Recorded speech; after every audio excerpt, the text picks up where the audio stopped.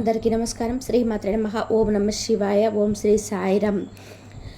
ఈరోజు ఈ వీడియోలో మనం కన్యా రాశి వారి యొక్క జాతక గురించి ఫలితాల గురించి తెలుసుకుందాం. వీరి జీవితానికి సంబంధించినటువంటి ప్రధానమైన అంశాలు ఏంటి, అలాగే 2025 సంవత్సరం మే 2వ తేదీన శుక్రవారం వీరి యొక్క దినఫలాల ప్రకారం ఏ విధంగా ఉండబోతుంది. అలాగే ఈరోజు దినఫలాల ప్రకారం మీ వీధిలో ఉన్న ఒక స్త్రీ మీకు ఫోన్ చేస్తుంది అని సమాచారం ఇస్తారు. అయితే మీ వీధిలో ఉన్నటువంటి స్త్రీ మీకు ఎందుకు ఫోన్ చేస్తుంది, ఆ స్త్రీ యొక్క ఫోన్ కాల్ రూపంలో మీరు ఎటువంటి వార్తను రిసీవ్ చేసుకుంటారు, అలాగే దినఫల ప్రకారం మిగిలిన అంశాలపై కన్యారాశిపై ఏ విధంగా కనిపిస్తున్నాయి, అలాగే ఈ రాశివారు ప్రతికూలతను అనుకూలంగా మార్చుకోవడానికి ఏ దేవత ఆరాధన చేయాలి, ఎటువంటి పరిహారాలు చేసుకోవాలి అనేటువంటి పూర్తి అంశాలన్నింటినీ కూడా ఈ గురించి ఈ వీడియోలో మనం వివరంగా తెలుసుకుందాం. అలాగే వీడియోలోకి వెళ్ళే ముందు మా యొక్క రిక్వెస్ట్ ఏంటంటే, కొత్తగా మన ఛానల్ని మీరు కనుక చూస్తున్నట్లయితే ఛానల్ని సబ్స్క్రైబ్ చేసుకోండి. అలాగే వీడియోని నచ్చినట్లయితే లైక్ చేయడం మాత్రం మర్చిపోకండి. మీకు తెలిసిన కన్యారాశి వాళ్ళకి వీడియో షేర్ చేసుకోవడం మర్చిపోకండి. మీరు లైక్ షేర్ చేయడం వల్ల మీ యొక్క సపోర్టివ్గా ఉంటుంది. ఇక వివరాల్లోకి వెళ్ళిపోతే, కన్యారాశి అనేది రాశి చక్రంలోని 6వ రాశి. ఉత్తరా నక్షత్రం 2, 3, 4 పాదములు, హస్త నక్షత్రం, చిత్తా నక్షత్రం 1, 2 పాదాల్లో జన్మించిన వ్యక్తుల కన్యారాశి కిందికి వస్తారు. ఈ రాశి యొక్క అధిపతి బుధుడు. ముందుగా వీరి వ్యక్తిత్వాన్ని మనం గమనించినట్లయితే కనుక కన్యారాశి వారు చాలా మంచి మనస్తత్వాన్ని కలిగి ఉంటారు. దృఢ సంకల్పంతో కార్యశక్తిని కూడా కలిగి ఉంటారు. అనుకున్నది సాధించేంత వరకు నిద్రపోని మనస్తత్వం వీరికి ఉంటుంది. ఏదైనా సాధించాలని అనుకుంటే పట్టుదలతో సాధిస్తారు. శ్రేయం కృషితో ఉన్నత శిఖరాలను అధిరోహించగలుగుతారు. మే 2వ తేదీ 2025 సంవత్సరం శుక్రవారం ఈ యొక్క దినఫలాలను చూస్తే కనుక మిశ్రమమైనటువంటి ఫలితాలు గోచరిస్తున్నాయి. కుటుంబ సభ్యులతో ఒకరితో గొడవ జరిగే అవకాశాలు కనిపిస్తున్నాయి. ఈ విషయంలో ఈ రాశి వారు జాగ్రత్తగా ఉండండి. అలాగే ఈరోజు దినఫలాల ప్రకారం నూతన వ్యక్తితో మీకు పరిచయం ఏర్పడే పరిస్థితులు కూడా కనిపిస్తున్నాయి. అలాగే ఈరోజు దినఫలాల ప్రకారం రాశిలో కలిసి మీరు ఒక చర్చలు జరిగే అవకాశం ఉంది. అంటే చాలా రోజులుగా ఈ యొక్క అవకాశం కోసం ఎవరైతే ఎదురు చూస్తున్నారో అటువంటి అవకాశం కోసం మీరు రాబోతుంది. ఆ యొక్క అవకాశాన్ని రాశి వాళ్ళు అందిపుచ్చుకుంటారు. వారితో కొన్ని అంశాలు చర్చిస్తారని చెప్పుకోవచ్చు. అయితే మీకోసం ఒక గుడ్ న్యూస్ కూడా వారి ద్వారా మీరు అందుకోబోతున్నారు. ఎవరైతే కన్యారాశి వారితో రాజకీయ రంగంపై ఆసక్తి ఉన్నవారు ఉన్నారో వారికి ఇది చాలా అనుకూలమైన రోజు అని చెప్పుకోవాలి. భవిష్యత్తుకు సంబంధించి ఒక కీలకమైనటువంటి నిర్ణయాన్ని తీసుకుంటారు. అలాంటి కన్యారాశి వారు ఎవరైతే చాలా కాలంగా ప్రేమ వ్యవహారాల్లో ఉంటూ పెద్దలు నొప్పించేలాగా ప్రయత్నం చేస్తున్నారో వివాహానికి, వారు ముందుకు అవకాశం అయితే వస్తుంది. పెద్దలు నొప్పించడానికి మీ యొక్క వ్యక్తి తోడుగా నిలుస్తారు.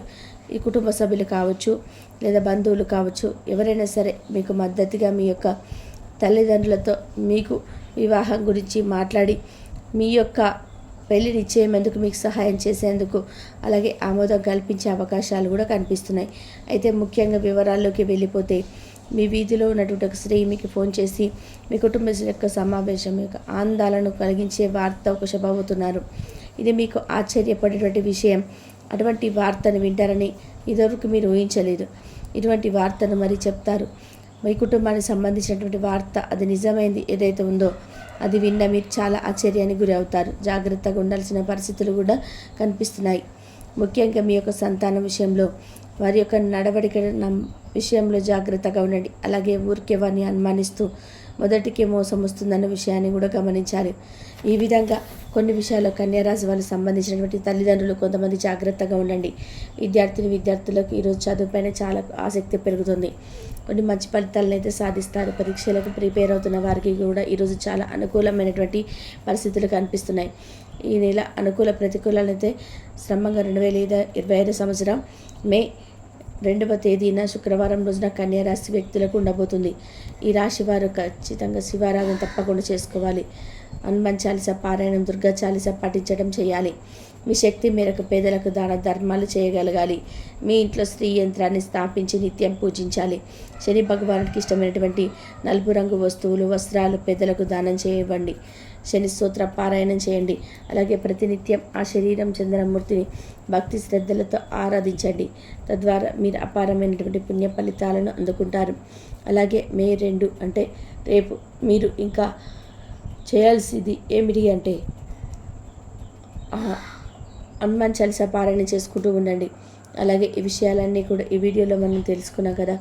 ఈరోజు అయితే మీరు నమ్మకంతో భగవంతుని ధ్యానం చేసుకుంటూ లక్ష్మీదేవిని ఆరాధించుకుంటూ ఉంటే గనక మీకు ఆర్థికపరమైన ఇబ్బందులు ఏమైనా కూడా, తప్పులు ఏమైనా కూడా మీకు తగ్గే అవకాశం అయితే ఆ లక్ష్మీదేవి అమ్మవారు మీ ఇంట్లో తిష్ట వేసుకొని కూర్చొని మిమ్మల్ని కటాక్షించే రోజు రేపు వస్తుందని చెప్పవచ్చు. అలాగే అమ్మవారి అనుగ్రహం మీరు పొందుతారని చెప్పవచ్చు.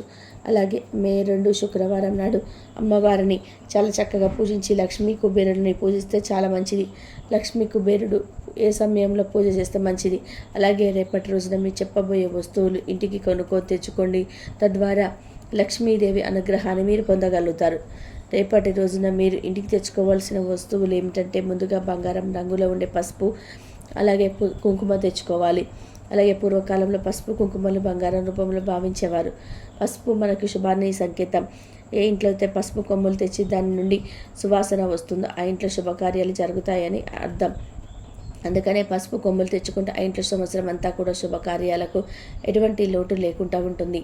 అయితే పసుపు కొమ్ములను తెచ్చుకోవాలంటే దానికి లెక్క ఏం లేదు. మీకు నచ్చినటువంటి నిర్ణయం తెచ్చుకోవచ్చు. కానీ 8 పసుపు కొమ్ములు తప్పనిసరిగా అయితే తెచ్చుకోవాలి. మీకు ఎంత శక్తి ఉన్నదో దాన్ని బట్టి మీరు పసుపు కొమ్ములను తెచ్చుకోవాలి. ఒక 1/4 కేజీ కానీ అయినా సరే తెచ్చుకోవచ్చు. మీకు పసుపు కొమ్ములు దొరకకపోతే పసుపు పౌడర్ని కూడా తెచ్చుకోవచ్చు. అలాగే పసుపుతో పాటు కుంకుమ కూడా తెచ్చుకోండి.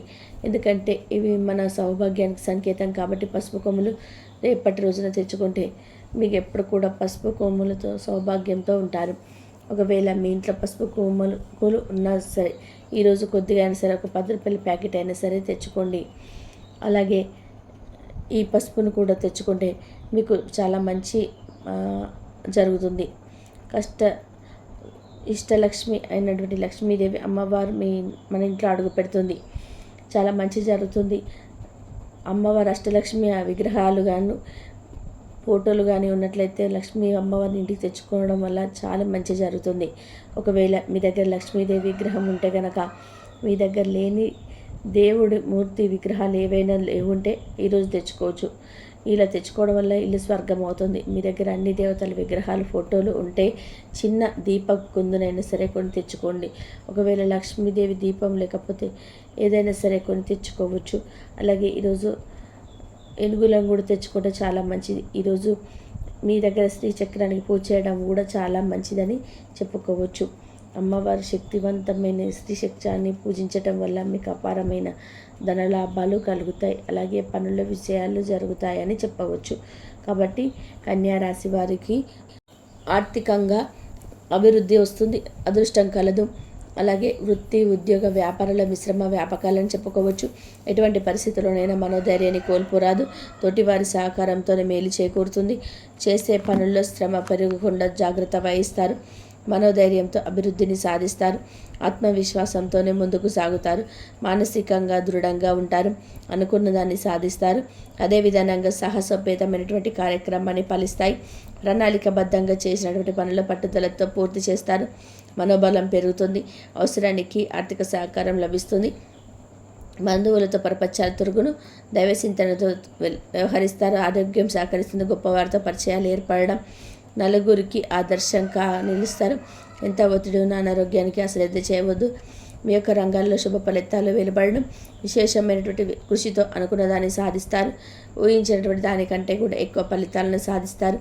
ఉద్యోగంలో మేలు చేకూరుతుంది. వ్యాపారంలోనే 1-2 సార్లు ఆలోచించి నిర్ణయాలను తీసుకుంటారు. ఆర్థికంగా అనుకూలతగానే చెప్పవచ్చు. గొప్ప ఆలోచన విధానంతో ఆస్తిని వృద్ధి చేస్తారు. గ్రహయోగం ఏర్పడుతుంది. కుటుంబ సభ్యులతో మేలు చేకూరుతుంది. ప్రశాంతమైనటువంటి జీవనం ఏర్పడుతుంది. బంధుమిత్రులతో కలిసి కొన్ని కీలకమైనటువంటి పనులు పూర్తి చేస్తారు. శుభ సమయం అని చెప్పవచ్చు. ప్రారంభించినటువంటి పనుల్లో శీఘ్ర విజయం ఏర్పడుతుంది. ఉద్యోగంలో బాగా రాణిస్తారు. పట్టుదలతో పనిచేస్తారు. కార్యసిద్ధి ఏర్పడుతుంది. విశేషమైనటువంటి దైవ బలం ఏర్పడుతుంది. మీ యొక్క ప్రయత్నాలు ఫలిస్తాయి. తోటివారి సహకారంతో కాలాన్ని గడుపుతారు. కొత్త విషయాలను తెలుసుకుంటారు. ఆర్థికంగా పనిపడతారు. సమాజంలో గౌరవం పెరుగుతుంది, కృషి ఫలిస్తుంది. అధికారులు మీ యొక్క పనితీరుకు ప్రశంసలు కురిపిస్తారు. తోటి వారి సహకారంతో అనుకున్న పని త్వరగా పూర్తి చేస్తారు. ఎవరితోనూ వాదోపవాదాలు చేయవద్దు. లక్ష్యాన్ని సాధించడమే క్రమంలో ముందడుగు వేస్తారు. శ్రమకు తగిన ప్రతిఫలం ఏర్పడుతుంది. అదృష్టం వరిస్తుంది. నూతన పద్ధతులను అవలంబిస్తారు. అదేవిధంగా ధర్మచింతనతో వ్యవహరించి ముందుకు సాగుతారు. సంబంధ బాంధవ్యాలను పటిష్టం చేసుకుంటారు. చేపట్టినటువంటి పనులలో ఆటంకాలు అధిగమిస్తారు.